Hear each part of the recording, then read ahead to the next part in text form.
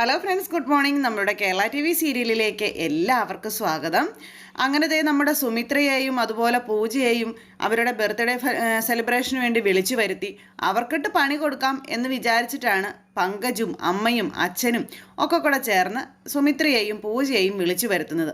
പക്ഷേ വിനാശകാലെ വിപരീത ബുദ്ധി എന്ന് പറയുന്നത് പോലെ കയറി വന്നപ്പോൾ തൊട്ട് നമ്മുടെ പങ്കജിന് പണി കിട്ടുന്നത്.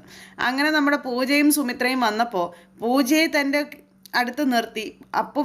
അപ്പു വരില്ല അപ്പോൾ പൂജ മാക്സിമം എല്ലാവരുടെയും മുന്നിൽ പരിചയപ്പെടുത്താം അങ്ങനെയൊക്കെ വിചാരിച്ചുകൊണ്ടിരുന്നതാണ്. പക്ഷേ അപ്പു വരികയും ചെയ്യുന്നു. വന്ന് കയറി അപ്പു ആണെങ്കിൽ ഫുൾ ഫോമിലാണ് വന്ന് കയറിയിട്ടാണെന്നുണ്ടെങ്കിൽ അങ്ങോട്ടോ ഇങ്ങോട്ടോ പങ്കജിനൊന്ന് തിരിയാൻ പോലെയുള്ള അവസരം ഉണ്ടാക്കിയില്ല. എല്ലാത്തിനും നല്ല ചുറുചുറുക്കോട് കൂടി നിന്ന് പങ്കജിന് പണി കൊടുക്കാൻ മിടുക്കനായിട്ട് തന്നെ അങ്ങനെ നിന്നു. അങ്ങനെ അപ്പുവിൻ്റെ കൈകളിൽ നിന്ന് പൂജയെ തട്ടിയെടുക്കാനായിട്ട് കഴിഞ്ഞതുമില്ല. അങ്ങനെ വളരെ സന്തോഷത്തോടു കൂടി നമ്മുടെ അപ്പുവും പൂജയും പങ്കജിന് പണിയും കൊടുത്ത് അകത്തേക്ക് കയറി പോകുക. ഈ സമയത്താണ് സുമിത്രയും അതുപോലെ തന്നെ നമ്മുടെ ചിത്രയും കൂടെ അവിടെ നിന്ന് ഇങ്ങനെ സംസാരിക്കുന്നത്. അങ്ങനെ ചിത്രയും രഞ്ജിതയും കൂടി സംസാരിച്ചുകൊണ്ട് നിൽക്കുന്നത്. ആ സമയത്താണ് അങ്ങോട്ടേക്ക് ചിത്ര വരുന്നത്. ചിത്ര വന്ന് ചേച്ചി എന്നും പറഞ്ഞ് വിളിച്ചു. എന്നിട്ട് സുമിത്രയും കൂട്ടിക്കൊണ്ട് അങ്ങോട്ടേക്ക് പോയി. അപ്പോൾ സരസ്വതി അമ്മയും അടുത്ത് നിൽപ്പുണ്ടായിരുന്നു. സരസ്വതി അമ്മയോട് അന്നേരം സുമിത്ര ഇപ്പോൾ വേറെ വല്ല നീക്കങ്ങളും നടത്തുന്നുണ്ടോ എന്നൊക്കെ ഇങ്ങനത്തെ ഈ കാര്യങ്ങളൊക്കെ ഒതുക്കത്തിൽ ഇങ്ങനെ ചോദിച്ചപ്പോൾ ഇപ്പം തൽക്കാലം അവളൊരു കാര്യങ്ങൾക്കും പോകുന്നില്ല, അവൾ അവിടെ തന്നെ ഉണ്ട് മോളെ. പിന്നെ എന്തായാലും ഈ സെറ്റപ്പൊക്കെ ഉണ്ടല്ലോ അടിപൊളിയായിട്ടുണ്ട് കേട്ടോ, സൂപ്പറായിട്ടുണ്ട്. പിന്നെ സുമിത്രയെ ഞാൻ നിർബന്ധിച്ചിട്ടാണ് വന്നത്, നിങ്ങൾ ക്ഷണിച്ചെങ്കിലും വരണ്ടെന്നും പറഞ്ഞുകൊണ്ടിരിക്കുകയായിരുന്നു. അവൾ എന്തെങ്കിലും ഉദ്ദേശിച്ചിട്ടായിരിക്കും വന്നിരിക്കുന്നത്, അത് നിങ്ങളൊന്ന് ശ്രദ്ധിച്ചേക്കണമെന്ന് പറഞ്ഞു. അത് കേട്ട് കഴിഞ്ഞപ്പോൾ രഞ്ജിത ഒരു ചിരിച്ചു. സുമിത്ര ഇനി എന്തൊക്കെ ഉദ്ദേശിച്ചിട്ടും കാര്യമില്ല എന്നുള്ളൊരു അർത്ഥത്തോടു കൂടിയുള്ള ഒരു ചിരിയായിരുന്നത്. എന്തായാലും അത് കഴിഞ്ഞപ്പോഴത്തേക്കും നമ്മുടെ സുമിത്രയും അതുപോലെ ചിത്രയും കൂടെ അപ്പുറം പോയി നിന്ന് സംസാരിച്ചുകൊണ്ട് നിൽക്കുന്നു. അപ്പോൾ അങ്ങനെ വിശേഷങ്ങളും കാര്യങ്ങളൊക്കെ ചോദിച്ചു. അതുപോലെ തന്നെ ദീപുവിൻ്റെ കാര്യങ്ങൾ ചോദിച്ചു. വീട്ടിലെ കാര്യങ്ങളെല്ലാം പറഞ്ഞുകൊണ്ട് നിൽക്കുമ്പോൾ ചേച്ചി എനിക്ക് ചേച്ചിയോടൊരു കാര്യം പറയാനുണ്ടെന്ന് പറഞ്ഞു. അപ്പോൾ എന്താ നിനക്ക് പറയാനുള്ളത് എന്ന് ചോദിക്കുക. ആ സമയത്ത് സുമിത്ര ഇങ്ങനെ ചുമ്മാ നോക്കിയപ്പോഴത്തേക്കും അവിടെ നിന്ന് ഒരാളെ കണ്ടു. വേറെ ആരുമല്ല, ആ പലിശക്കാരനെ, ആ പരമശിവത്തിനെ കണ്ടപ്പോഴത്തേക്കും സുമിത്ര ഞെട്ടിപ്പോയി. ഈ രഞ്ജിതയാണെങ്കിൽ പരമശിവത്തിനെ കണ്ടതെ ഓടി ഇറങ്ങി ചെല്ലുന്നു. പരമശിവത്തിനോട് ഭയങ്കര കാര്യമായിട്ടൊക്കെ സംസാരിക്കുന്നു. പരമശിവത്തിനോട് സംസാരിക്കുന്ന ആ ഒരു ആറ്റിറ്റ്യൂഡും കാര്യങ്ങളൊക്കെ കണ്ടു കഴിഞ്ഞപ്പോഴത്തേക്കും ഇവർ ഭയങ്കര അടുപ്പമുള്ളവരാണെന്നുള്ള കാര്യം സുമിത്രയ്ക്ക് മനസ്സിലായി. സുമിത്ര എന്നിട്ട് എന്ത് ചെയ്തു, ചിത്രയോട് ചോദിച്ചു, ഇയാളെങ്ങനെ ഇവിടെ വന്നത്, ഇയാളും ഈ രഞ്ജിതയും തമ്മിൽ എന്താ ബന്ധം, ഇവരുടെ പെരുമാറ്റമൊക്കെ കണ്ടിട്ട് അടുത്ത ബന്ധമുള്ളതുപോലെ തോന്നുന്നുണ്ടല്ലോ എന്നൊക്കെ ഇങ്ങനെ പറയുമ്പോൾ, ചേച്ചി ഇയാൾ ഇവരും തമ്മിലുള്ള ബന്ധം എന്താണെന്ന് എനിക്കറിയില്ല, പക്ഷെ ഞാൻ ചേച്ചിയോട് പറയാൻ വന്ന കാര്യം എന്താണെന്നറിയോ. എന്താ ചിത്രേ? അത് ദീപുവേട്ടൻ ഇയാളുടെ കയ്യിൽ നിന്നും പലിശയ്ക്ക് പൈസ വാങ്ങിച്ചിട്ടുണ്ടായിരുന്നു. ദീപു പരമശിവത്തിൻ്റെ കയ്യിൽ നിന്ന് കാശ് മേടിച്ചെന്നോ? എന്തിന്? എന്താവശ്യത്തിന്? എന്തിനാണെന്ന് എനിക്കറിയില്ല ചേച്ചി. ഒരു ദിവസം ഞാനിങ്ങനെ ടൗണിൽ പോയിട്ട് നടന്നു വരുന്ന സമയത്ത് ഞാൻ കണ്ടതാണ്. പക്ഷേ ദീപുവേട്ടനോട് ചോദിച്ചിട്ട് ദീപുവേട്ടൻ അത് കാര്യമായിട്ട് ശ്രദ്ധിച്ചില്ല, അതിനുള്ള മറുപടിയൊന്നും എന്നോട് പറഞ്ഞില്ലെന്നും പറഞ്ഞു. പരമശിവത്തിന് അവനെങ്ങനെയാണ് പരിചയം? പരമശിവത്തിൻ്റെ കയ്യിൽ നിന്ന് കാശ് കടം വാങ്ങിക്കാൻ മാത്രം എന്താവശ്യം അവനുള്ളത്? അതെനിക്ക് അറിഞ്ഞേ പറ്റൂ. എന്താണെങ്കിലും പരമശിവത്തിനെ അവൻ എങ്ങനെ പരിചയപ്പെട്ടു, പരമശിവവുമായി അവൻ എന്താണ് ബന്ധം, ഇതൊക്കെ എനിക്ക് അറിഞ്ഞേ പറ്റൂ. കാരണം പരമശിവം എന്ന് പറയുന്നവൻ ഏത് തരക്കാരനാണെന്നുള്ളത് നമ്മുടെ സുമിത്രയ്ക്ക് നന്നായിട്ട് അറിയാം. അപ്പോൾ അവനുമായി ചങ്ങാത്തം കൂടണമെങ്കിൽ ഇതിനകത്ത് ദീപുവിനും ഒരു പങ്കുണ്ടാകുമെന്ന് സുമിത്ര ചിന്തിക്കുന്നതിൽ തെറ്റൊന്നുമില്ലല്ലോ. അപ്പോൾ അനുജൻ ഏത് രീതിയിലാണ് ഇത്രയും നാളും ചേച്ചിയോട് പെരുമാറിയിരുന്നത് അല്ലെങ്കിൽ ചേച്ചിക്കിട്ട് പണി കൊടുത്തുകൊണ്ടിരുന്നത് എന്ന് ചേച്ചി അറിഞ്ഞു കഴിഞ്ഞിട്ടുണ്ടെങ്കിൽ ദീപുവിൻ്റെ അവസാനം കണ്ടവരാരും കാണില്ല. അപ്പോൾ നമ്മുടെ സുമിത്ര തീരുമാനിച്ചു ഇത് ദീപുവിനോട് ചോദിച്ചാലേ അടങ്ങുമെന്നുള്ളത്. അപ്പോൾ ചിത്രയാണെങ്കിൽ ചേച്ചി ഇപ്പം ചോദിക്കേണ്ട ചേച്ചി എന്നൊക്കെ പറഞ്ഞപ്പോഴും ഇപ്പം തന്നെ ചോദിക്കണമെന്ന് സുമിത്ര പറയാം, സംശയങ്ങളൊന്നും ബാക്കി വെച്ചേക്കരുതെന്ന്.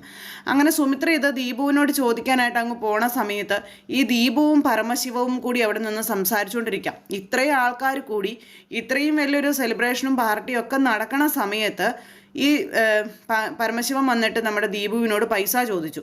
അത് കേട്ട് കഴിഞ്ഞപ്പോഴത്തേക്കും ദീപു പറഞ്ഞു, പരമശിവം ഇപ്പം നീ എന്നോട് ഇങ്ങനെയൊന്നും പെരുമാറരുത്, കാരണം എൻ്റെ ഭാര്യയും മകനും ഒക്കെ ഇവിടെയുണ്ട്, അവരെല്ലാവരും ഇത് അറിഞ്ഞു കഴിഞ്ഞിട്ടുണ്ടെങ്കിൽ ആകെ പ്രശ്നമാകും, അതുകൊണ്ട് നീ എന്നോട് അത് ചോദിക്കരുതെന്ന് പറഞ്ഞു. നിനക്ക് ഞാൻ പൈസ എത്തിച്ചോളാം, നീ എന്തിനാ ഇങ്ങനെ എന്നെ അവിടെ ഏത് നേരം ഇങ്ങനെയൊക്കെ കാണിക്കുന്നത് എന്നൊക്കെ പറഞ്ഞ് ചിരിച്ചുകൊണ്ട് ഇങ്ങനെ പരമശിവൻ നിൽക്കുക. ദീപു നീ ഈ ചോദ്യം എന്നോട് ചോദിച്ചാലുണ്ടല്ലോ ഇതൊരു ഫംഗ്ഷൻ നടക്കുന്ന സ്ഥലമാണെന്നൊന്നും ഞാൻ ഓർക്കുകയില്ല എന്നൊക്കെ പറഞ്ഞ് നമ്മുടെ പരമശിവവും നല്ല കണക്കിന് അങ്ങോട്ടേക്ക് പറയണുണ്ട്. അങ്ങനെ ഇവർ രണ്ടുപേരും കൂടി ഈ കാര്യങ്ങൾ സംസാരിച്ചുകൊണ്ട് നിൽക്കുന്ന സമയത്താണ് നമ്മുടെ സുമിത്ര വന്നത് കാണുന്നത്.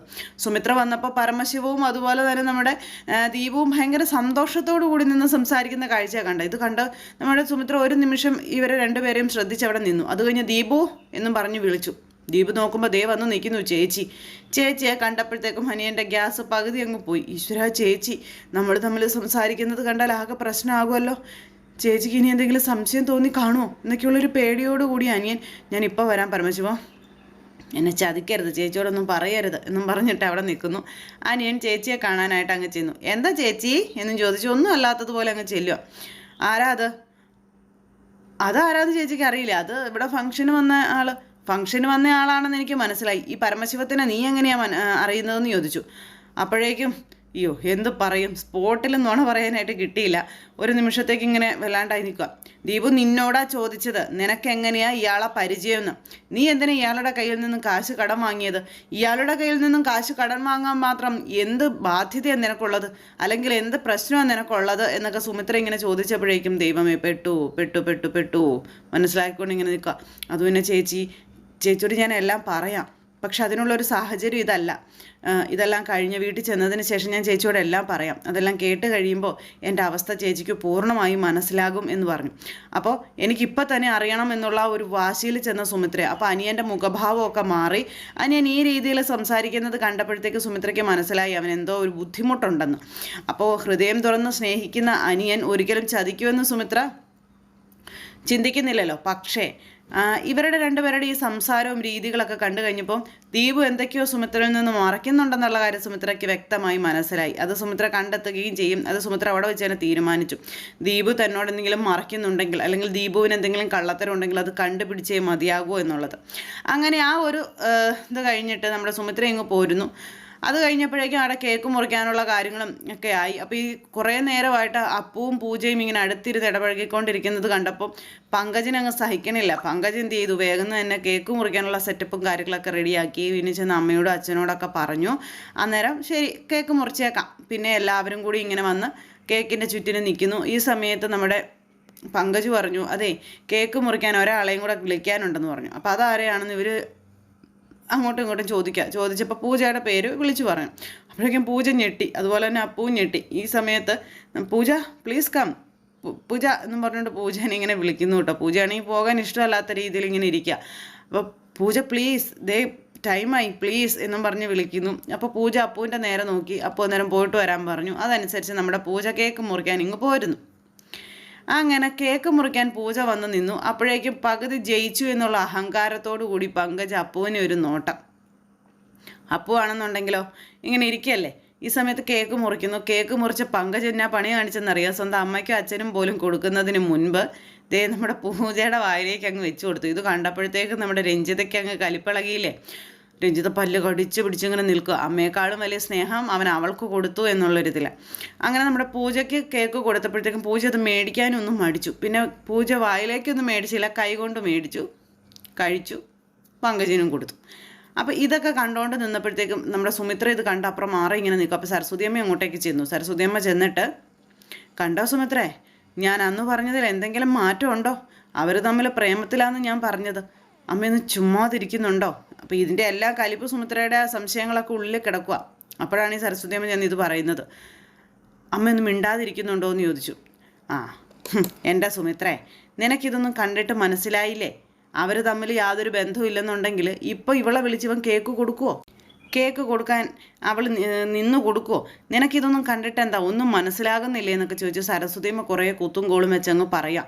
ഓരോ കാര്യങ്ങൾ ഞാൻ പറയുമ്പോൾ നീ അതൊന്നും വിശ്വസിക്കില്ല. ഇപ്പം എങ്ങനെ ഇരിക്കുന്നു, നീ ഒന്ന് ഓർത്ത് നോക്കിക്കേ എന്നൊക്കെ പറഞ്ഞ് സുമിത്രയുടെ മനസ്സിലേക്ക് ഇങ്ങനെ ആവശ്യമില്ലാത്ത എല്ലാം കടത്തി വിട്ടുകൊണ്ടിരിക്കുക സരസ്വതിയമ്മ.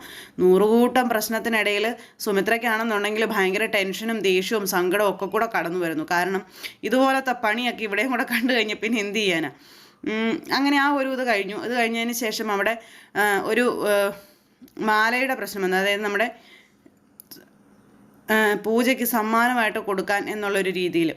അപ്പോൾ അതൊക്കെ കണ്ടു കഴിഞ്ഞപ്പോഴത്തേക്കും സുമിത്ര ഇങ്ങനെ ആകെ ഞെട്ടി നിൽക്കുക കേട്ടോ. ഒട്ടും പ്രതീക്ഷിച്ചില്ല. കാരണം ഓരോ ദിവസവും ഇങ്ങനെ ഓരോ ട്വിസ്റ്റുകൾ വന്നുകൊണ്ടിരിക്കുകയാണല്ലോ. അപ്പോൾ ഇതൊക്കെ കണ്ടു കഴിഞ്ഞപ്പോൾ പൂജയും ആകെ ഞെട്ടി നിൽക്കുന്നു, അപ്പവും ആകെ ഞെട്ടി നിൽക്കുന്നു. ഇത് എന്താ സംഭവം എന്ന് അവർക്ക് മനസ്സിലാവുന്നില്ല. എന്തായാലും ആ ഒരു മാലപ്രശ്നം അത് വലിയൊരു പ്രശ്നമാകും എന്നുള്ള കാര്യം ഉറപ്പാണ്. അപ്പോൾ അങ്ങനെ ആ ഒരു കാര്യങ്ങൾ അവിടെ ഇങ്ങനെ നടക്കുന്നു. ഇതേ സമയത്ത് പിന്നീട് ഫുഡ് കഴിക്കാനായിട്ട് ഇങ്ങനെ എല്ലാവരും ഇരിക്കുന്നു. അപ്പോൾ ഈ സുമിത്രയ്ക്കും അതുപോലെ തന്നെ സരസ്വതി അമ്മയ്ക്കൊന്നും ഫുഡ് കൊടുക്കുന്നില്ല. അപ്പോൾ കുറേ നേരം ഇവരിങ്ങനെ ഫുഡിന് വേണ്ടി വെയിറ്റ് ചെയ്തിരുന്നു. അപ്പോഴത്തേക്കും രഞ്ജിത അങ്ങോട്ടേക്ക് വന്നു. രഞ്ജിത വന്നു കഴിഞ്ഞപ്പോഴത്തേക്കും അപ്പോൾ പൂജ ഇങ്ങോട്ടേക്ക് വന്നു. അപ്പോൾ പൂജ വന്നു കഴിഞ്ഞപ്പോൾ സുമിത്ര പൂജയോട് വലിയ കാര്യമായിട്ടൊന്നും സംസാരിച്ചില്ല. അപ്പോൾ ഇവരിങ്ങനെ നിൽക്കുക. അപ്പോൾ അമ്മയ്ക്ക് എവിടെ വന്നവരാരൊക്കെയാണെന്നൊക്കെ മനസ്സിലായില്ലേ എന്നൊക്കെ ചോദിച്ചു പൂജ ഇങ്ങനെ നിൽക്കുന്നുണ്ട്. അപ്പോൾ ഇവരിങ്ങനെ വർത്താനം പറയണു. ഈ സമയത്ത് സരസ്വതി അമ്മ രഞ്ജിത അവിടെ വെച്ച് കണ്ടു കഴിഞ്ഞപ്പോൾ രഞ്ജിത ഞങ്ങൾക്ക് എന്താ ഫുഡ് തരാത്തത്, അല്ലെങ്കിൽ ഞങ്ങളെ എന്താ ഫുഡ് കഴിക്കാൻ വിളിക്കാത്തതെന്ന് ഇങ്ങനെ ചോദിച്ചു. അപ്പോൾ രഞ്ജിതയുടെ വീട്ടിലെ സെർവൻസ് കുറവായിരിക്കും, അതുകൊണ്ടായിരിക്കും വരുന്നവർക്കാർക്കും ഭക്ഷണം കൊടുക്കാനായിട്ട് ആരെയും ക്ഷണിക്കാത്തത്. രഞ്ജിതയ്ക്ക് എടുത്ത് കൊടുക്കാൻ പറ്റില്ലല്ലോ എന്നൊക്കെ പറഞ്ഞ് സുമിത്ര ഇങ്ങനെ ഒരാക്കി സംസാരിച്ച് കഴിഞ്ഞപ്പം അതേ എൻ്റെ വീട്ടിലെ സെർവൻസിന് കുറവുണ്ടായിട്ടൊന്നുമല്ല, ഓരോരുത്തർക്കും അവരവരുടെ സ്ഥാനം മനസ്സിലാക്കി തരാൻ വേണ്ടിയിട്ടാണ് ഞാൻ അങ്ങനെ ചെയ്തത്. എല്ലാവർക്കും അവരവരുടെ സ്ഥാനം എന്താണെന്ന് മനസ്സിലായി കാണുമല്ലോ എന്നും പറഞ്ഞുകൊണ്ട് രഞ്ജിത്ത് ഇവരെ കളിയാക്കി. അപ്പോൾ സുമിത്ര പറഞ്ഞു അതേ രഞ്ജിതേ, ഞങ്ങളുടെ സ്ഥാനം തീരുമാനിക്കുന്നതേ നീയല്ല, ഞങ്ങൾക്കറിയാം ഞങ്ങളുടെ സ്ഥാനം തീരുമാനിക്കാൻ. പിന്നെ നിൻ്റെ സ്ഥാനം തീരുമാനിക്കുന്നത് ഞങ്ങളാ. നീ എവിടെ നിൽക്കണം, നീ എങ്ങനെ നിൽക്കണമെന്ന് തീരുമാനിക്കുന്നത് ഞങ്ങളാ. അതധികം താമസിക്കാതെ നിനക്ക് മനസ്സിലായോ രഞ്ജിതേ എന്നും ചോദിച്ചുകൊണ്ട് നമ്മുടെ സുമിത്ര രഞ്ജിതയ്ക്കിട്ടുള്ള പണിയും കൊടുത്തു. എന്തായാലും അനിയൻ്റെ ചതി കുറേയൊക്കെ മനസ്സിലാക്കി പടിയിറങ്ങിയ നമ്മുടെ സുമിത്ര രഞ്ജിതയ്ക്കിട്ട് ഇടിവിട്ട് പണി കൊടുത്തിട്ടാണ് പോകുന്നത്. അപ്പോൾ എന്തായാലും അങ്ങനെയൊക്കെയുള്ള ഒരു സൂപ്പർ ഹിറ്റ് വിശേഷങ്ങളും ഒക്കെ ആയിട്ടാണ് നമ്മുടെ ഇന്നത്തെ കഥ വന്നിട്ടുള്ളത്. അപ്പോൾ എല്ലാവരും കാത്തിരുന്ന് കാണണം, ആരും തന്നെ മിസ് ചെയ്ത് കളയരുത്. എല്ലാവർക്കും നല്ലൊരു ദിവസം ആശംസിക്കുകയാണ്. എല്ലാവരുടെയും സപ്പോർട്ടിനും സ്നേഹത്തിനും ഒത്തിരി നന്ദി അറിയിക്കുന്നു. സൂപ്പർ ഹിറ്റ് കഥകളുമായി കാണുന്നത് വരെ എല്ലാവർക്കും നന്ദി. അതോടൊപ്പം നമ്മുടെ ചാനൽ സബ്സ്ക്രൈബ് ചെയ്യാനും സപ്പോർട്ട് ചെയ്യാനും മറന്നു പോകരുത് കേട്ടോ. അപ്പോൾ എല്ലാവരുടെയും അഭിപ്രായങ്ങളും നിർദ്ദേശങ്ങളും ഒക്കെ കമൻറ്റ് ബോക്സിൽ അറിയിക്കുക. അപ്പോൾ എല്ലാവർക്കും ഒരിക്കൽ കൂടി ഹൃദയത്തിൻ്റെ ഭാഷയിൽ ഒരുപാട് നന്ദി അറിയിച്ചുകൊണ്ട് നിർത്തുന്നു. താങ്ക്